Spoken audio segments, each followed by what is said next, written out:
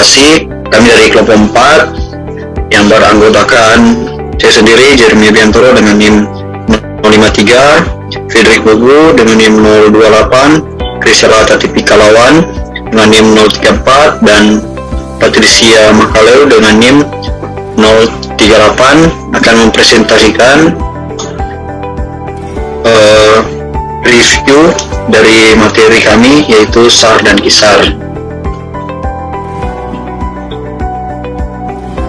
Yang pertama itu ada SAR yang akan dibawakan oleh saudari Krisela.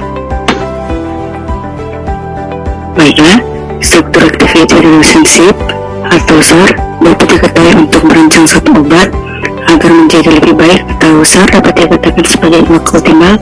Obat perut ditangani dengan tindakannya dan mekanisme yang digunakan, obat dapat untuk memberikan efeknya. Pada gambar di atas ini menunjukkan struktur opioid farmakor yang diidentifikasi dengan modifikasi bertahap dari struktur opioid, dan pada tahap-tahapnya ada 3 tahap. Penyelidikan dengan berbagai senyawa timbal ini dan analoginya telah memungkinkan untuk dapat memuat beberapa generalisasi yang luas tentang efek biologis dari suatu jenis perubahan struktural tertentu. Yang pertama ada mengubah ukuran dan bentuk angka karbon. Bentuk dan ukuran molekul dapat kita dimodifikasi dengan mengubah jumlah kubus metalan dalam rantai dan cincin yang dapat meningkatkan atau menurunkan derajat ketidakjenuhan dan memasukkan atau melepaskan sistem cincin.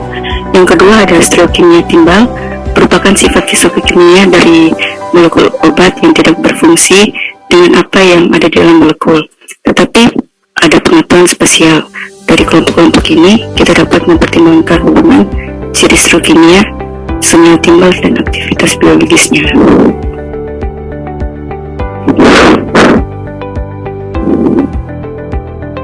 Pada gambar di atas ini adalah senyawa yang memiliki sifat kimia fisik yang identik kecuali kemampuannya untuk memutar suatu bidang cahaya terpolarisasi dalam arah yang berlawanan dengan besaran yang sama.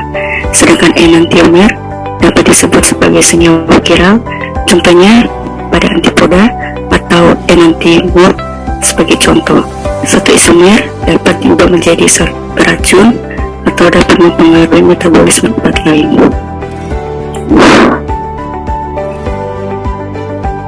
Pada gambar di atas ini adalah hubungan antara enantiomer dan diastereomer efedrin dan pseudoefedrin. Seperti yang kita ketahui bahwa memperhitungkan semua fitur stereokimia ini dapat mengusulkan struktur untuk LED dan analog potensial. Selanjutnya pengenalan penggantian baru.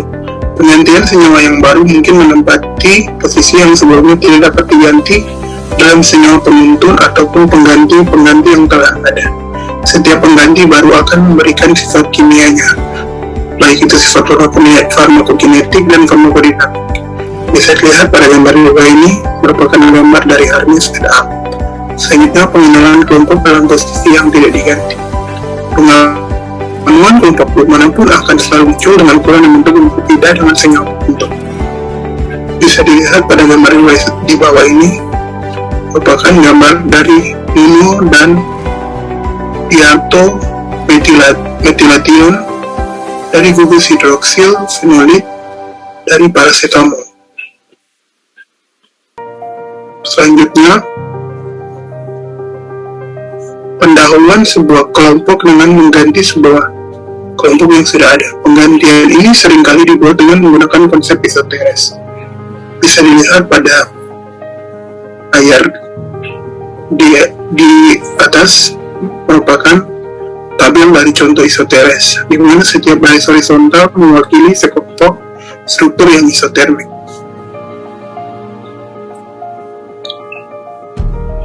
Selanjutnya, berdasarkan tabel yang tadi dapat dilihat bahwa khasiat farmakodinamik dan farmakokinetik yang serupa atau pengganti-pengganti oleh isoteres mungkin menghasilkan pembentukan analogi dengan jenis kegiatan yang sama sebagai petunjuk daripada pemilihan pengganti alternatif secara acak. Akan tetapi, keberuntungan masih menjadi bagian tertentu Dan analogi esoterik mungkin memiliki jenis kegiatan yang sama sekali berbeda dari timbangannya, di mana didapatkan jenis obat baru dengan terdiri patokan esoterik. Bisa dilihat pada gambar di activity relationship.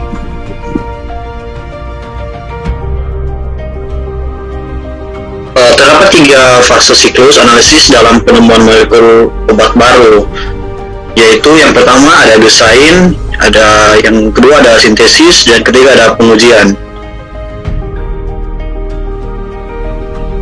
Ciri umum dalam tahap analisis hasil adalah bentuk model yang memungkinkan aktivitas atau sifat pada struktur molekul. Hal ini disebut dengan kuantitatif struktur activity relationship atau yang kita kenal KISAR. Analisis KISAR sendiri terbagi menjadi 2. Yang pertama itu ada matematis, hubungan antara sifat biologis yang dioptimalkan dalam sifat molekular yang dihitung dari struktur. Yang kedua itu ada komputerisasi, struktur aktivitas sifat struktural yang berdampak pada aktivitas biologis suatu senyawa berdasarkan fisikokimianya atau koefisien partisi atau substruktural. Aktivitas biologis sama dengan F atau sifat fisikokimia. Persamaan KISAR yang digunakan sebagai acuan untuk merancang senyawa baru dan sekaligus untuk memprediksi aktivitas senyawa baru tersebut. Secara umum dinyatakan bentuk persamaan KISAR sebagai berikut. Aktivitas biologi dengan tetapan ditambah C1, B1 ditambah C2, P2 ditambah C3, P3 ditambah dan seterusnya. P, parameter yang dihitung untuk setiap molekul, sedangkan C, koefisien yang dihitung dengan variasi fitting dalam parameter dan aktivitas biologis. Hubungan ini secara umum dicari melalui penerapan teknis statistik.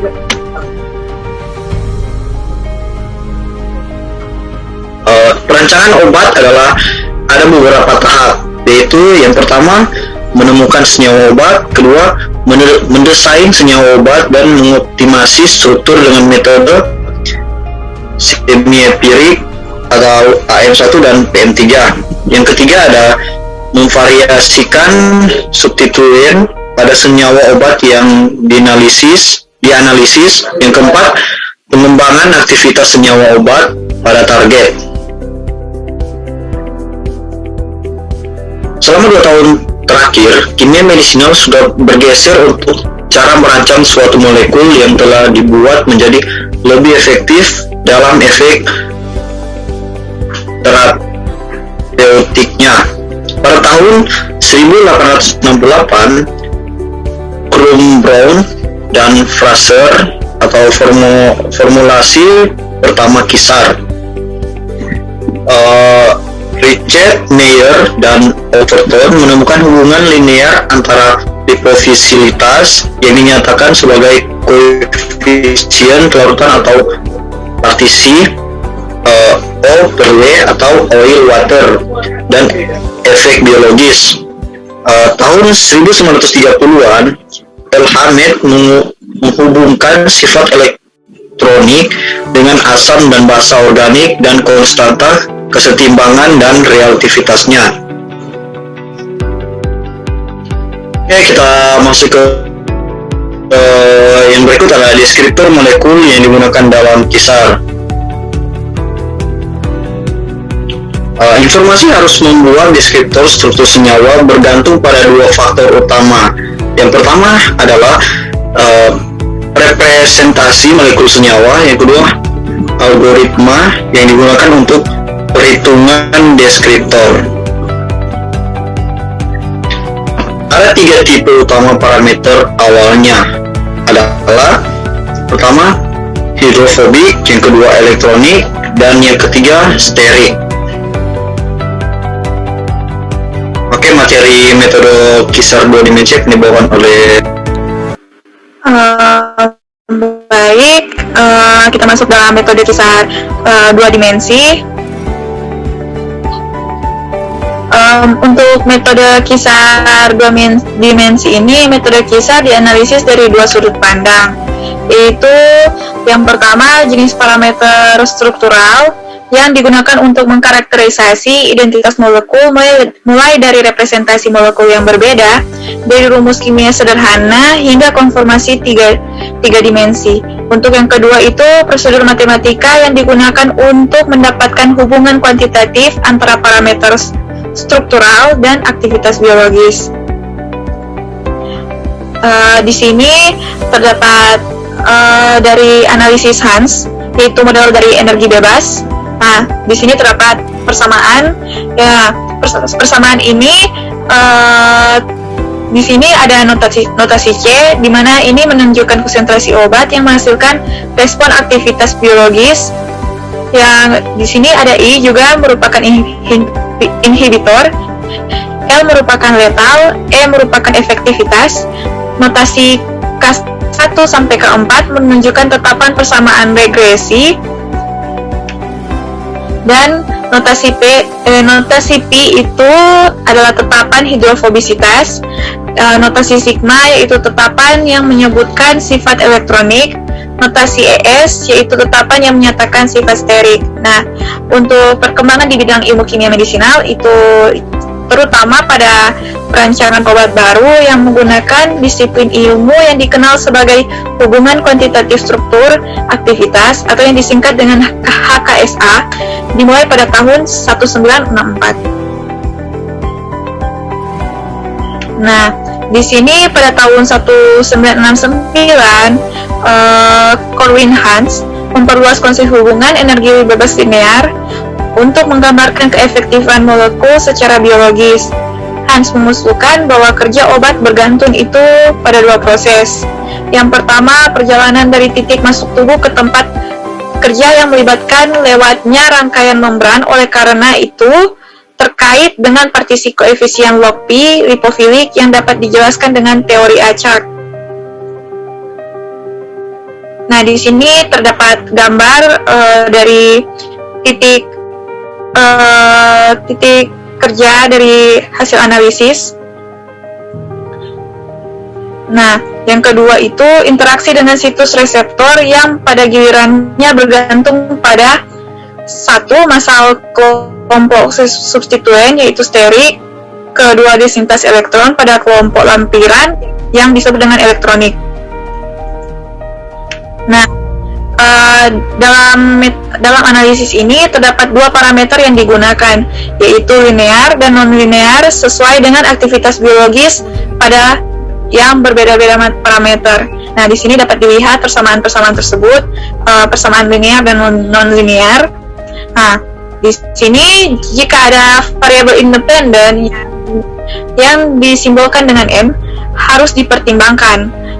Maka ada 2N kurang 1 kombinasi dari variabel-variabel ini yang dapat digunakan untuk menjelaskan data yang ditabulisikan dengan baik. Nah, kedua itu analisis Wilson, analisis bebas. Di sini metode ini adalah metode untuk memperkirakan masing-masing substituen pada struktur senyawa induk yang memberikan sumbangan tetap pada aktivitas biologis. Nah, sumbangan ini bersifat aditif dan bersifat tidak menyumbang pada substituen yang lain. Nah, di sini digambarkan sebagai seperce sigma AI XI tambah U mu. Di sini untuk pendekatan yang kedua itu pendekatan terhadap fragmen struktural terhadap aktivitas biologis. Nah, di sini aktivitas biologisnya BA sama dengan sigma AI XI tambah mu. Nah, untuk yang ketiga itu modifikasi dari Fujita-Ban. Pada tahun 1971, Fujita dan Ban mengusulkan pendekatan yang sederhana, itu terfokus pada aditivitas kontribusi kelompok. Di sini log A per A0 sama dengan sigma GI XI, di mana A dan A0 itu mewakili aktivitas biologis, yang GI adalah aktivitas bahan atau aktivitas material ke I, XI itu dapat bernilai 1 atau 0 terkait ada tidaknya substituen. Nah, penggambaran model ini mengarah pada perkembangan analisis kisar. Di sini terdapat campuran dari model Kubini bilinear,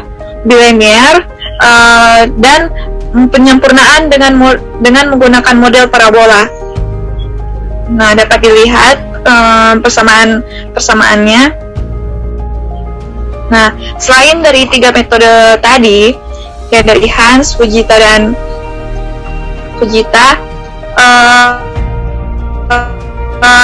pertama analisis diskriminan, analisis komponen utama, analisis klaster, kombinasi analisis multivariat, analisis faktor, pengenalan pola, metode topologi, metode mekanisme kuantum.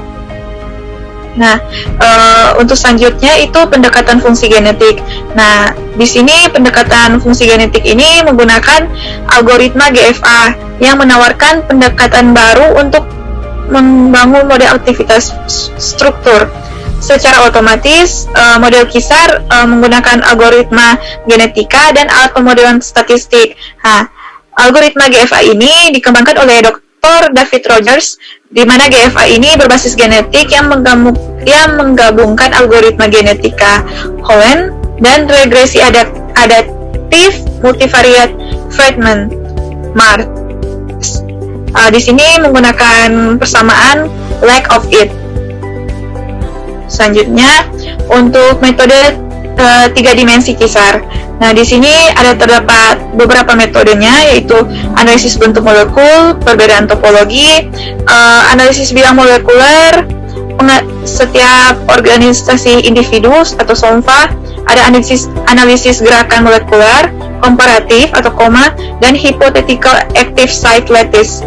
Nah, di sini pemodelan 3D farmakofor adalah metode untuk mengidentifikasi potensial obat baru.